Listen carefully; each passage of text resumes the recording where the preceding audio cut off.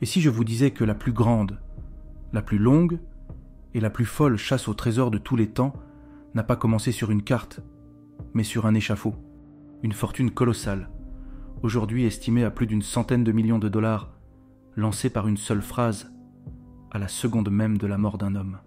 Cet homme, c'est Olivier Levasseur. Le 7 juillet 1730, sur l'île Bourbon, aujourd'hui, La Réunion, il n'est plus le pirate redouté qui faisait trembler l'océan Indien.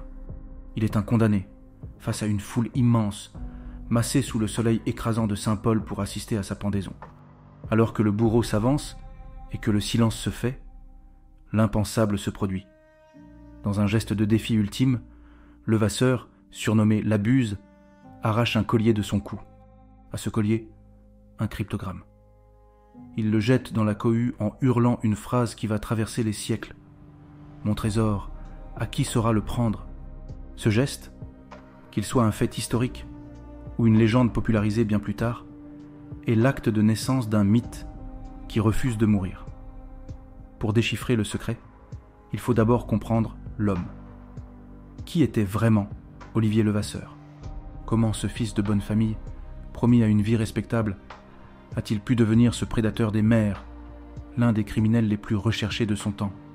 Et quel est ce butin si fabuleux qu'il continue, 300 ans plus tard, de nourrir tous les fantasmes ? Accrochez-vous, nous remontons le fil d'une époque où les océans étaient le théâtre d'une guerre invisible. Oubliez l'image du pirate illettré et brutal, tout droit sorti d'une caricature. Olivier Levasseur est l'exact opposé de ce cliché. Il naît en 1695 à Calais, dans le confort d'une famille bourgeoise et respectée. Son père, lui-même capitaine, lui offre une éducation rare. Le jeune Olivier étudie les lettres classiques, l'architecture navale, et apprend à lire les étoiles. Son destin semble tracé, une carrière d'officier au service de la France. Mais l'histoire va en décider autrement. Au début du XVIIIe siècle, l'Europe est à feu et à sang durant la guerre de succession d'Espagne. La France de Louis XIV cherche des marins audacieux. Levasseur obtient une lettre de marque.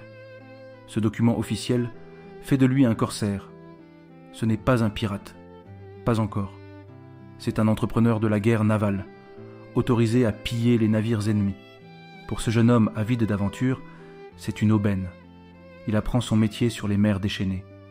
Un mélange de tactique, d'audace et de violence. C'est là qu'il se forge son surnom, la Buse. On dit qu'il le doit à la vitesse foudroyante de ses attaques. Tel l'oiseau de proie, il fond sur ses cibles avant même qu'elles n'aient eu le temps de réagir. Mais en 1714, la paix est signée en Europe. Du jour au lendemain, des milliers de corsaires comme Levasseur se retrouvent sans emploi. Pour ces loups de mer, un retour à la vie civile est impensable.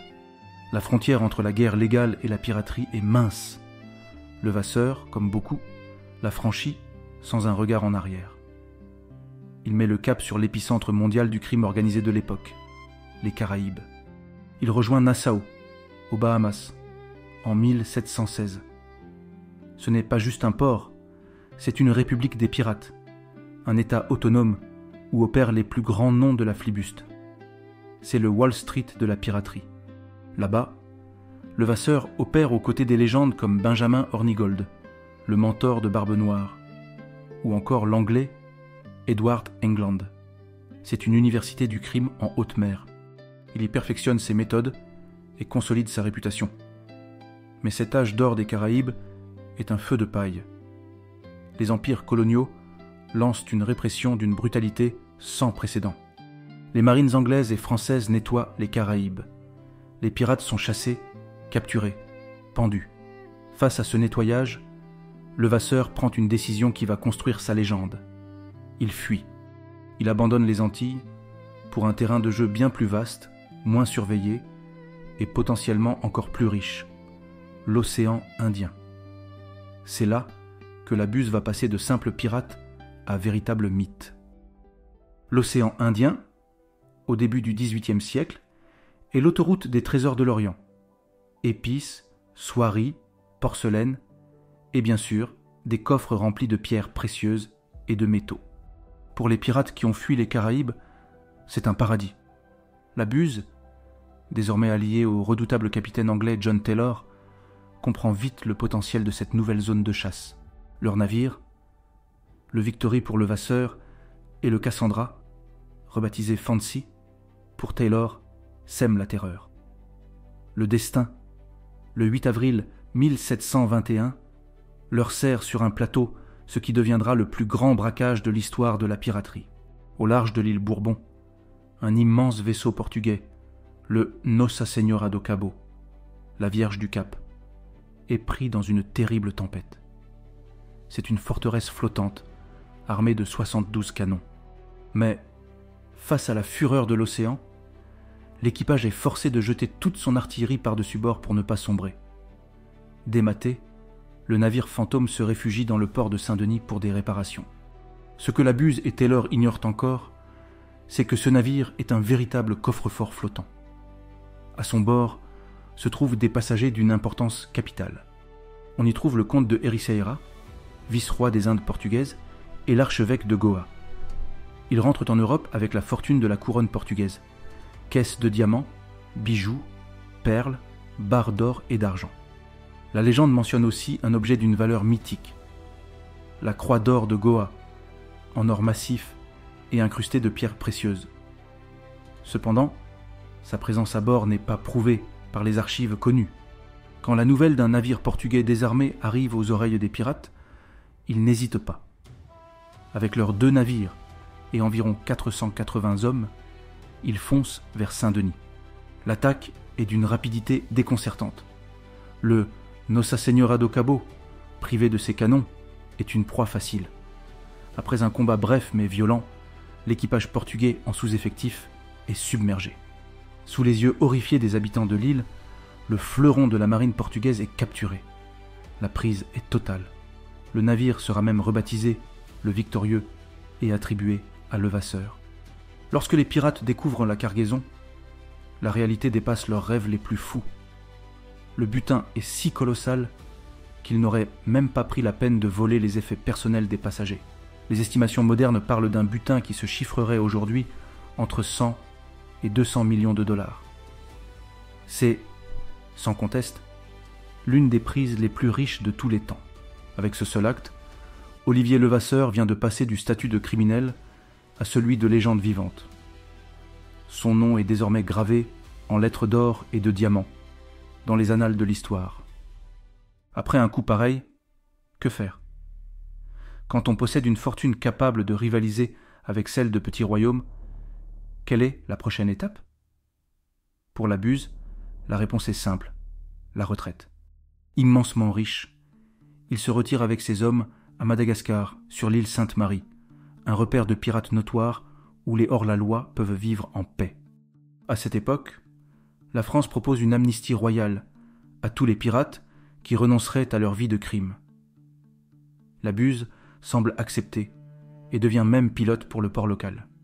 Mais son orgueil causera sa perte. L'amnistie est conditionnée à la restitution d'une partie des trésors volés, une clause que Levasseur ignore superbement, refusant de rendre une seule pièce de son butin. C'est une erreur fatale. Son passé finit par le rattraper. En 1730, alors qu'il guide un navire de la Compagnie des Indes, la Méduse, il est reconnu par son capitaine, un certain Dermite. Le piège se referme. La Buse est arrêtée sur le champ.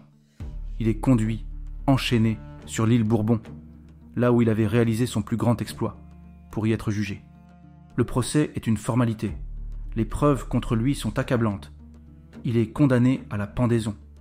Durant son incarcération, il aurait nargué ses geôliers, leur lançant « Avec ce que j'ai caché, je pourrais acheter l'île tout entière ». Le 7 juillet 1730, le jour de son exécution, l'histoire bascule dans la légende. Face à la foule, la corde au cou, il accomplit le geste qui le rendra immortel. Il arrache ce fameux cryptogramme, le jette à la foule et, selon la légende popularisée bien plus tard, hurle « Mon trésor, à qui saura le prendre ?» Une invitation non pas à la force, mais à l'intelligence. Le mystère commence ici. L'original du parchemin a été perdu. Les premières copies connues n'apparaissent que dans les années 1930. S'agit-il du vrai code ou d'une invention tardive? Ce cryptogramme est un casse-tête de 17 lignes, écrit en chiffres Picpen, aussi dit chiffre des francs-maçons et non en alphabet templier. Depuis 3 siècles, il obsède des générations de chercheurs. Un chercheur anglais, Reginald Cruz Wilkins, a consacré 27 ans de sa vie à le déchiffrer, convaincu qu'il était basé sur les 12 travaux d'Hercule. Il a dépensé sa fortune à creuser une plage sur l'île de Mahé, aux Seychelles.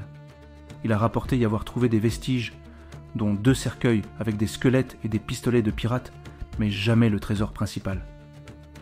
Il est mort en 1977, ruiné et obsédé, sans jamais avoir touché l'or de la Buse. Alors, que reste-t-il d'Olivier Levasseur, 300 ans après sa mort? L'homme est mort, pendu à un gibet. Mais son histoire, elle, est plus vivante que jamais. Le trésor du Nossa Senhora do Cabo a bien existé. Sa prise est attestée par des documents d'époque et des recherches récentes. A-t-il été dépensé par les pirates ou une grande partie a-t-elle été cachée? Le cryptogramme lui-même est une énigme. Est-ce un authentique casse-tête, une supercherie, ou le dernier pied de nez d'un pirate génial à la société qui l'a condamné? À ce jour, personne n'a pu le prouver. Mais le véritable trésor de la Buse, finalement, n'est-ce pas cette histoire elle-même? Une légende si puissante qu'elle a inspiré l'un des plus grands phénomènes culturels de notre temps, le manga One Piece. Le personnage de Goldie Roger, le roi des pirates, qui sur son échafaud annonce que son trésor est caché quelque part, est un écho presque parfait du dernier geste de la Buse. L'auteur, Eiichiro Oda, n'a jamais confirmé l'inspiration, mais la ressemblance est bien trop frappante pour être une simple coïncidence. L'esprit de défi du pirate français survit à travers la fiction. Finalement, le trésor de la Buse continue de nous interroger. Est-il au fond d'un tunnel aux Seychelles, ou son plus grand héritage est-il simplement l'une des plus belles histoires de pirates jamais racontées? Le mystère reste entier, et c'est peut-être ça, la plus grande et ultime victoire d'Olivier Levasseur. Alors, selon vous, le trésor de la Buse existe-t-il vraiment? Et si oui, où pourrait-il bien se cacher? Le cryptogramme est-il la clé d'une fortune réelle ou d'une simple légende? Donnez-nous votre théorie dans les commentaires. Cette plongée dans les mystères de l'histoire vous a plu? Alors soutenez notre chaîne Rêves et Mythes. C'est votre soutien qui nous permet de continuer à explorer ces récits incroyables. Alors, s'il vous plaît, laissez un like, partagez cette vidéo avec vos amis curieux et surtout, abonnez-vous et activez la cloche pour ne manquer aucune de nos prochaines aventures aux frontières du réel et de la légende.